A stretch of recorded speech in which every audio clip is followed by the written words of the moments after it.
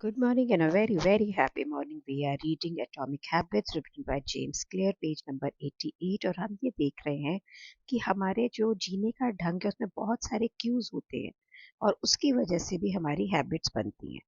तो एक स्टडी के अंदर साइंटिस्ट ने जिन लोगों को नींद नहीं आती थी उनको बोला कि भाई तुम तो तब तक बेड में नहीं जाओगे जब तक वो बिल्कुल टायर्ड ना हो। उसके बाद में भी अगर वो सो नहीं पाए तो उनको बोला कि तुम लोग दूसरे रूम में चले जाओ जब तक कि आपको नींद नहीं आए। धीरे धीरे सब्जेक्ट्स को ये मालूम पड़ना चालू कर गया कि बेड और नींद इकट्ठे हैं और उनके लिए आसान हो गया कि जब वो बेड में जाएं तो वो सो जाए, मतलब नींद आएगी तो ही बेड में जाना है, उससे पहले नहीं जाना है। तो उनके ब्रेन ने क्या सीखा कि स्लीपिंग, फोन को ब्राउज करना या टीवी देखना या घड़ी को देखना बेड में एक्शन नहीं है। बेड सिर्फ सोने के लिए है और ये इस रूम में होता है। And we are on page number 88। और एक पावर ऑफ कॉन्टेक्स्ट, कई स्टडीज पे ये भी देखा गया इम्पॉर्टेंट स्ट्रैटेजी में कि अगर आपको कोई नई आदत क्रिएट करनी है तो आप एक नए एनवायरनमेंट में जाएं, क्योंकि जो पुराने एनवायरनमेंट के अंदर दिख नहीं रहे हैं पर क्यूज है जो आपको अपने पुरानी हैबिट जो अभी चल रही है उस पर ले जाएंगे। तो एक नई कॉफ़ी शॉप, एक नया बेंच पार्क का कोई कॉर्नर का रूम जो आपने कभी यूज़ नहीं करते हो, वहाँ पे अपने नए रूटीन को आप सेट करें।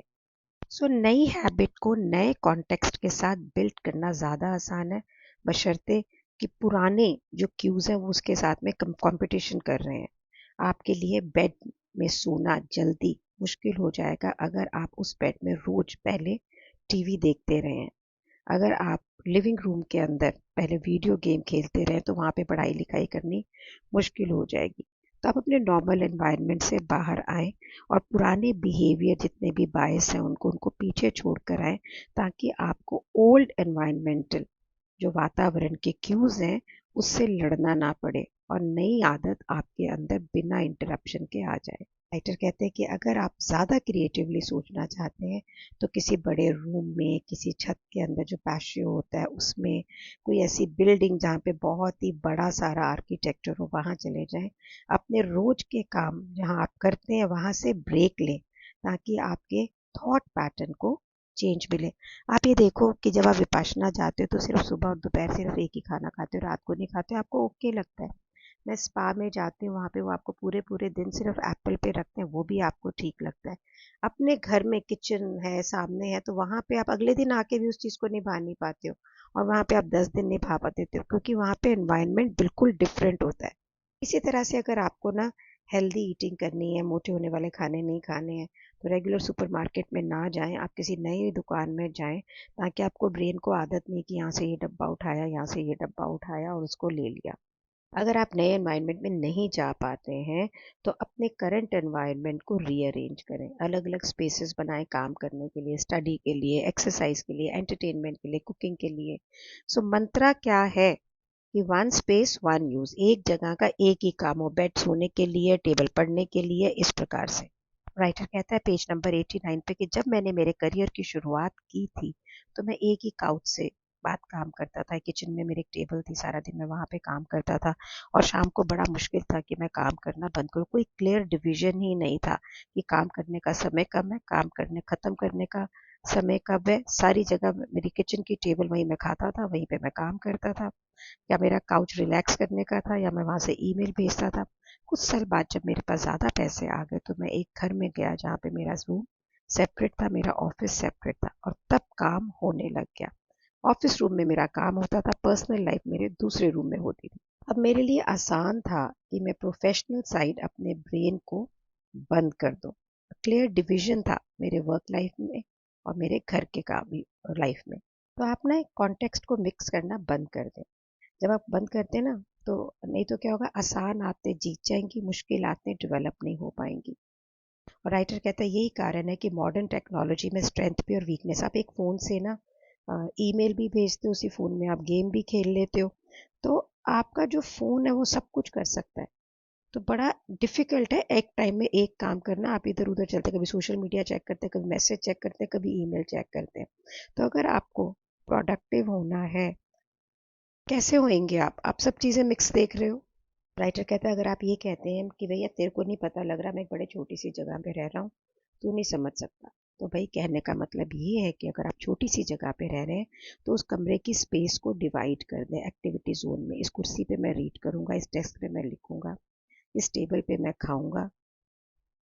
वो कहते हैं मैं एक राइटर को जानता जो कंप्यूटर के ऊपर राइटिंग करता है, टैबलेट पे सिर्फ रीडिंग करता है और फ़ोन सिर्फ सोशल मीडिया के लिए यूज़ करता है। हर आदत का अपना एक घर होना चाहिए, कहने का अभिप्राय ये है। अगर आप ये मैनेज कर लेंगे ना ये स्ट्रैटेजी, तो आपका हर कॉन्टेक्स्ट एक पर्टिकुलर हैबिट, एक पर्टिकुलर मोड ऑफ थॉट के साथ में होगा।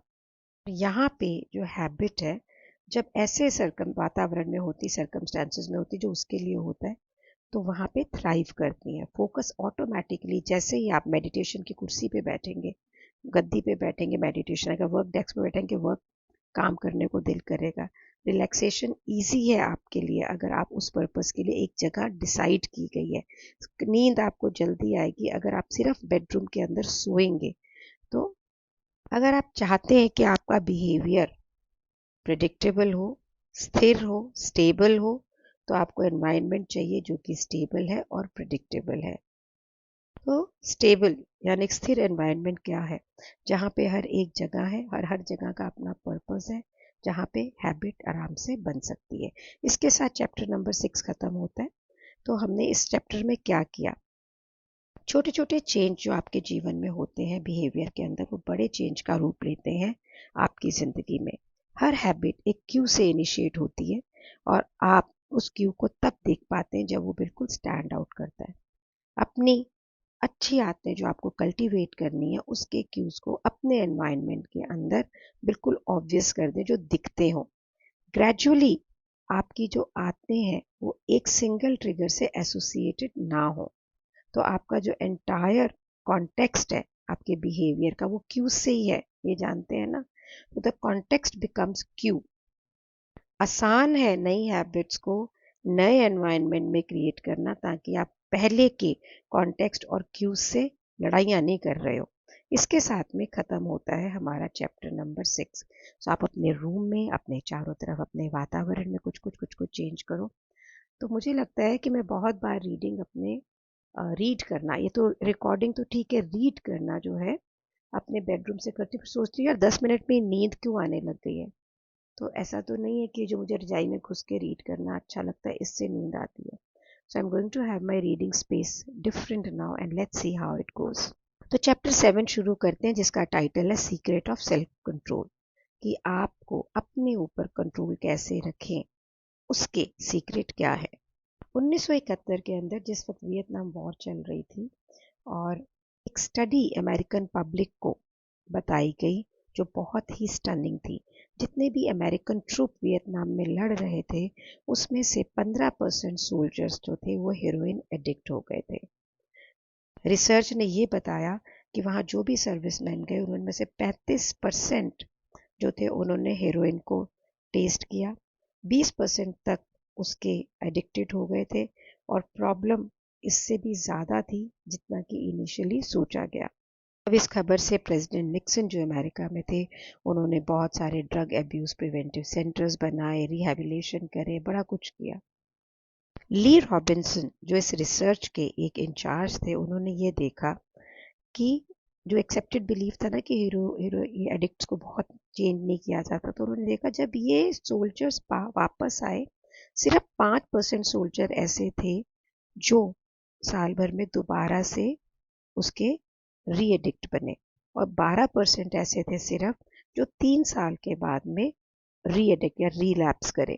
कहने का अभिप्राय ये था कि 10 में से 9 जने जो कि वियतनाम में हीरोइन लेते थे, वो एलिमिनेट कर सके अपनी आदत को सिर्फ ओवरनाइट, मतलब आए और वो आदत वहाँ पे नहीं थी। और जनरली हम क्या सोचते हैं कि अगर कोई जना एडिक्टेड है ड्रग से, तो ये परमानेंट है, इरिवर्सिबल है, या उसको रिहैबिलिटेशन में जाना ही पड़ेगा। सो रॉबिन्स ने ये प्रूव किया और ये दिखाया, ये रिवील किया कि जब एनवायरनमेंट में बहुत रेडिकल चेंज होता है तो आदतें बदलती हैं। वियतनाम के अंदर वो सारा दिन हीरोइन यूज, मतलब हीरोइन वहाँ पे उगती है, उसके अगल बगल में ही रहते थे। वहाँ पर सोल्जर्स के पास में होती थी, स्ट्रेस होता था वॉर का। वहाँ पे फ्रेंडशिप अगर बिल्टअप करनी होती थी तो सोल्जर्स बैठ के हीरोइन स्मोक करते थे, and they were thousands of miles away from home. तो जब वो वापस अपने घर आए उनको इन सारे ट्रिगर से डिवॉइड वातावरण मिला, ये सब नहीं था, उनका कॉन्टेक्स्ट चेंज हो गया और वहाँ से उनकी आदत भी चेंज हो गई। तो अगर हम अपनी ज़िंदगी में देखें कि अगर कोई एक ड्रग यूज़ करता है अपने दोस्तों में, अपने घर के अंदर, वो किसी क्लिनिक में रिहैबिलिटेशन सेंटर में जाता है वापस ठीक होने के लिए, वहाँ से वो ठीक ठाक होता है, लेकिन वो फिर अपने उसी ओल्ड घर में, ओल्ड नेबरहुड में आता है जहाँ पे प्रीवियस क्यूज थे, तो वो दोबारा अपने पुराने आदतों के अंदर चला जाता है। यही स्टडी जब वियतनाम सोल्जर्स पे की गई तो 90% ऑफ द हीरोइंस वाले जो सोल्जर थे जो खाते थे वो एडिक्टेड रहे जब वो रिहैब से घर भी आए, क्योंकि उनके यहाँ का वातावरण सेम था। यहाँ पे क्या था, हमारे कल्चर में क्या एम्बेडेड है कि अगर तुम इस तरह की कोई आदत करते हो तो तुम्हारे पास कोई सेल्फ कंट्रोल नहीं है और मे बी तुम एक बुरे आदमी हो, है ना, ऐसा ही एम्बेडेड है ना। तो रिसर्च क्या शो करती है कि ये डिफरेंट है, ऐसा नहीं है। रिसर्च ने शो किया है कि ऐसे लोग जिनमें बहुत सेल्फ कंट्रोल है वो भी उन लोगों से कोई डिफरेंट नहीं है जो स्ट्रगल कर रहे हैं। फर्क क्या है कि जो लोग डिसिप्लिन्ड होते हैं लोग, वो अपनी लाइफ को स्ट्रक्चर बहुत अच्छे से करते हैं, उन्हें कोई बहुत विल पावर ज़्यादा नहीं चाहिए या सेल्फ कंट्रोल ज़्यादा नहीं चाहिए। वो ऐसी टेम्पटिंग सिचुएशन में समय ही कम बिताते हैं जहाँ से वो किसी बुरी आदत की तरफ जाएं। पर आपको सेल्फ रेस्ट्रेन, मतलब अपने आप को रोकना प्रैक्टिस करना है। तो क्या बेटर है? बेटर ये है कि आप अपने एनवायरनमेंट को भी बदलें, आप वहाँ पर पहुँचे ही नहीं ज़्यादा। इम्प्रूवमेंट का तरीका ये नहीं है कि आप डिसिप्लिन बंदे होते, आप में बहुत ये होता, सक्सेस का तरीका नहीं है। इम्प्रूव करना क्वालिटी ऑफ लाइफ, अपना क्वालिटी ऑफ एनवायरनमेंट जो है वो बहुत ही ज़रूरी है। तो अगर आपको ये पता लग जाए कि आदत ब्रेन में बनती कैसे है, जो आदत ब्रेन के अंदर बिल्कुल एनकोडेड होती है ना, वो एक रेलेवेंट सिचुएशन आती है और वो आप आदतन वैसे करते हैं। फॉर एन एग्जाम्पल, यहाँ पे एक एग्जाम्पल दी, एक थेरेपिस्ट थी ऑस्टिन में, वो जब भी हॉर्स राइडिंग के लिए जाती थी अपने दोस्त के साथ में स्मोक करती थी। उसने राइडिंग ही बंद कर दी और स्मोकिंग उसकी बिल्कुल बंद हो गई।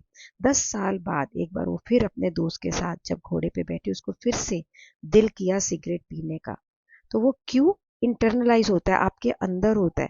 आप उसके लिए बहुत टाइम तक एक्सपोज नहीं होंगे तो वो आदत आपके ऊपर नहीं आएगी। आपकी आदत बदली जब वो क्यूज वहां पे नहीं थे। अगर आप उसके क्यूज के लिए केयरफुल नहीं है तो हर आदत वो दोबारा जो आप रोकना चाहते हैं वो वापस आपके अंदर आ जाएगी, चाहे आपको वेट कम करना है, चाहे आपको सिगरेट कम करनी है। बुरी आदतें ऑटो कैटलिस्ट है, ये प्रोसेस अपने आप को फीड करता है। कैसे? आपको बुरा लगा, आप उस वक्त जंक फूड खाते हैं, है ना, डिप्रेस्ड ईटिंग करते हैं, क्योंकि आप खाना खाते हैं जंक फूड, आपको बुरा लगता है। आप टीवी देखते हैं, आप स्लगिश होते हैं और आप में क्योंकि कुछ करने के लिए शक्ति नहीं है इसलिए आप टीवी देखते हैं। जो लोग हैबिट्स के लिए रिसर्च करते हैं वो ऐसी आदत को करते हैं, Q induced wanting, external triggers जो एक कंपल्सिव क्रेविंग देते हैं कि आप अपने उस आदत को बार बार रिपीट करें बिना आपके रियलाइज करे। ये होता है, आपने कुछ नोटिस किया और आप उसको चाहते हैं। मैं अपने किचन में जाऊँ, गोंद का लड्डू रखा है, बिल्कुल सोचती हूँ नहीं खानी, पर रखा है सामने तो उसको एक गस्सी खाती हूँ, मोटी हो गई हूँ। रिसर्चर्स ने ये देखा है कि 33 मिली सेकेंड का भी अगर किसी को कोकीन दिखा दो तो उसके दिल के अंदर इच्छा होती है ब्रेन में कि मैं ये कोकीन ले लूँ। इतनी फास्ट स्पीड है आपके ब्रेन की कॉन्शियसली ट्रिगर होने की। एडिक्ट्स को ये बताने की ज़रूरत ही नहीं होती कि उन्होंने कब देखा और क्या देखा। वो जैसे ही देखा, within milliseconds they want the drug. ये बात बिल्कुल क्लैरिटी में है कि कोई भी आदत बन जाती है, जैसे पत्थर पे एक लकीर हो जाती है, उसको इम्पॉसिबल है पूर्ण रूप से रिमूव करना, चाहे वो काफ़ी समय तक अनयूज्ड हो। इसका मतलब है रेजिस्टिंग टेम्पटेशन एक इनइफेक्टिव स्ट्रैटेजी है। तो आपको ज़ेन एटीट्यूड बहुत मुश्किल है कि आप उसको मेंटेन करके रख सकें, बहुत एनर्जी लेगा और इन अ शॉर्ट रन आप टेम्पटेशन से शायद हार जाएं। लॉन्ग रन के अंदर आपको, अगर आप अपने एनवायरनमेंट को चेंज कर दें तो वो बेटर है, नहीं तो आप ये समझ लीजिए आप अपने एनवायरनमेंट के प्रोडक्ट हो जाएंगे। देखा क्यों एन हैबिट, देखा क्यों हैबिट। राइटर कहता है कि मैंने आज तक किसी एक व्यक्ति को भी नहीं देखा जो कि एक पॉजिटिव हैबिट नेगेटिव एनवायरनमेंट के अंदर क्रिएट कर सके। तो तरीका क्या है कि आप बुरी आदतों को उसके सोर्स पे ही ख़त्म कर दें, क्यों से उसका एक्सपोजर ख़त्म कर दें जो इसे कॉज करता है। एन एग्जाम्पल, अगर आप कोई भी काम नहीं कर पा रहे, अपने फ़ोन को किसी और कमरे में कुछ घंटे छोड़ दीजिए। अगर आपको ये फीलिंग आ रही कि I am not good enough, आप सोशल मीडिया पे लोगों को बिल्कुल भी फॉलो ना करें, वहाँ से जेलसी और एनवियस आती है। अगर टीवी ज़्यादा देखते हैं तो टीवी को बेडरूम से बाहर करें। अगर बहुत पैसा खर्च कर रहे हैं इलेक्ट्रॉनिक्स खरीदने में तो रिव्यू उनके बारे में पढ़ना बंद कर दें। वीडियो गेम ज़्यादा खेलते हैं तो उसको अनप्लग करो और उसको कहीं पे अंदर डाल दीजिए। राइटर कहता है ये बहुत ही हैरानी की बात कभी मुझे लगती है कि आप एक सिंगल क्यू को हटा दें और पूरी आदत बदल जाती है। अपना कंट्रोल करना एक बहुत ही शॉर्ट टर्म स्ट्रैटेजी है, लॉन्ग टर्म नहीं है। कुछ दिन तक आप शायद इसको टेम्पटेशन को कंट्रोल कर पाएंगे, लेकिन कोई भी डिज़ायर आपकी विल पावर के ऊपर मतलब चढ़ जाएगी। हम और आत्मविश्वास लाएं और कड़क अपने आप को करें, इससे बेटर है कि आप अपने एनवायरनमेंट को बदलें और एनर्जी जो आप उसे दूर करने में लगा रहे हैं उसे नई हैबिट को क्रिएट करने में लगाएं। अच्छी आदतों के लिए क्यू क्रिएट करें, बुरी आदतों के लिए क्यूज को इनविजिबल करें। तो इस चैप्टर की समरी क्या है? बिहेवियर चेंज करने के लिए सबसे पहले उसके क्यूज को इनविजिबल करें। एक बार आदत बन जाती है तो वो भूलते नहीं है हम। जिन लोगों के पास में ज़्यादा सेल्फ कंट्रोल होता है वो टेम्पटिंग सिचुएशन से दूर रहते हैं, कम टाइम स्पेंड करते हैं। It is easy to avoid rather to resist. Self control एक शॉर्ट टर्म स्ट्रैटेजी है, लॉन्ग टर्म स्ट्रैटेजी नहीं है। सो गाइस, मैं तो गोंद के लड्डू का जार वहाँ से हटाने वाली हूँ। रादर मुझे लगता है today I distribute it to the staff और I am going to get lot of carrots and all. But मैं खाती हूँ सैलेड वगैरह, पर फ्रिज के अंदर होता है, दिखता नहीं है। तो मैं आज का डेली पोर्शन जो है वो सामने रखूंगी। I am really going to make changes and also I start working. मैं घर पे भी कभी कभी काम करती हूँ तो उसको मैं एक डिफरेंट टेबल पे करूँगी, नहीं तो मैं उसको ईज के लिए बेड पे भी करती हूँ, फिर मुझे नींद भी आने लगती है। तो आप क्या करने वाले हैं ये मुझे बताइएगा, ज़रूर से शेयर करिएगा। और अगर आप ये चाहते हैं कि पूरा परिवार, आपके फ्रेंड्स अपनी हैबिट्स पे साथ में काम करें तो अपना एक ग्रुप बनाएं, मिलके इन ऑडियो वीडियोस को सुने और एक पूरा ग्रुप चेंज लेके आए। एनर्जी बदल जाएगी, प्रॉमिस है। मुझे बताइएगा कैसा रहा। Thank you so much for being in my life. Thank you so much. आपके लिए पढ़ रही हूँ या मेरे लिए पढ़ रही हूँ, दोनों के लिए पढ़ रही हूँ, है ना। Thank you so much for bringing this change in my life. Thank you so much.